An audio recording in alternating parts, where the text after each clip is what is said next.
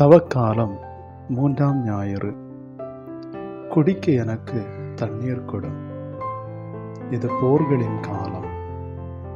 போரின் பீதியும் கலக்கவும் உலக மக்கள் அனைவரையும் கலங்கடித்துக் கொண்டிருக்கிறது. 3ஆம் உலகப் போர் நடக்குமேயானால் அது தண்ணீருக்காக தான் இருக்கும் என்றார் கவிஞர் வைரமுத்து. நற்செய்திகளை வாசிக்கும் போது இயேசு தனக்காக எதையும் தேவை என்று கேட்டு பெற்றுக்கொண்டதாக நம்மால் புரிந்து கொள்ள முடியாது.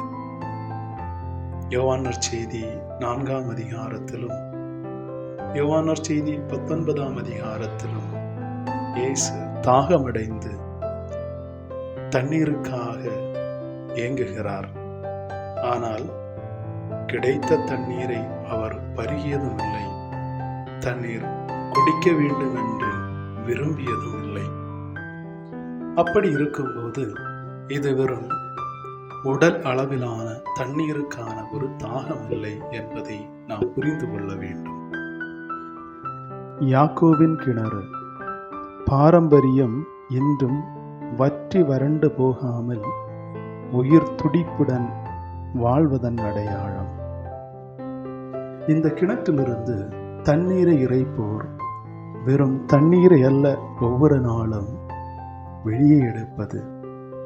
அத்தண்ணீரோடு சேர்ந்து யாக்கோபின் புகழையும் நற்செயல்களையும் கடவுளின் வழி நடத்தல்களையும் சேர்த்து எடுப்பதோடு சேர்ந்து பகையையும் அவர்கள் ஒவ்வொரு நாளும் இறைத்து கொண்டே இருந்தார்கள்.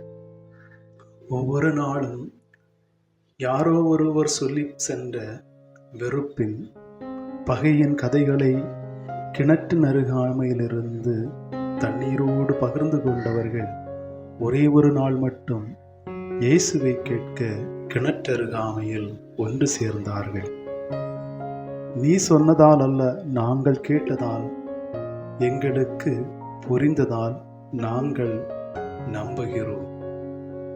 கேட்காமலும் புரிந்து கொள்ளாமலும் காணாமலும் இருந்ததால் பகையை மட்டுமே கிணற்றிலிருந்து கோரிக்கொண்டிருந்தவர்கள் இயேசு சொன்னதை கேட்டபோது, அதை புரிந்து கொண்டபோது, அவரை கண்டபோது பகை மறந்து நம்பிக்கையில் வளர்கிறார்கள்.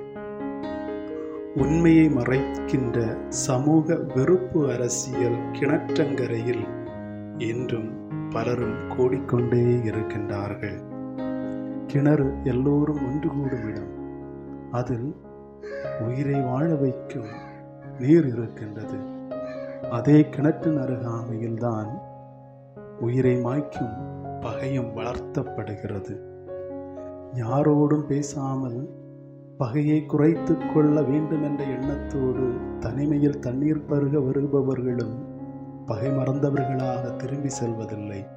பகையை மீண்டும் மீண்டும் மூட்டி கனலை அணைய விடாமல் நெருப்பாக பற்றி எரிய செய்யத்தான் செய்கிறார்கள். நான் யாரோடும் பேசாமல் தனிமையாக இருந்து விட்டால் என்னில் இருக்கும் பாவம் குறைந்து விடுமோ என்று சிலர் எண்ணலாம். அதுவும் நடைபெறுவதில்லை. காரணம், உள்ளத்தில் இருக்கின்ற பகை எண்ணங்கள் எப்போதும் எரிந்து கொண்டே இருக்கும். உள்ளத்தில் இருக்கும் பகை மாற வேண்டும் என்றால் உண்மையானவரோடு பேச வேண்டும். உண்மையானவர் சொல்வதை கேட்க வேண்டும். அப்போது மட்டுமே உள்ளத்தின் பகை மாறும். உள்ளத்தில் பொது எண்ணங்களிடம் உள்ளத்தின் ஆழத்தை அளக்க முடியும். இயேசு உன் உள்ளத்தின் ஆழத்தை அளக்க விரும்புகிறார். அவரோடு சற்று நேரம் பேச நீ ஆசை கொள்கிறாயா? இறைவன் உங்களை ஆசீர்வதிப்பாராக. ஆமென்.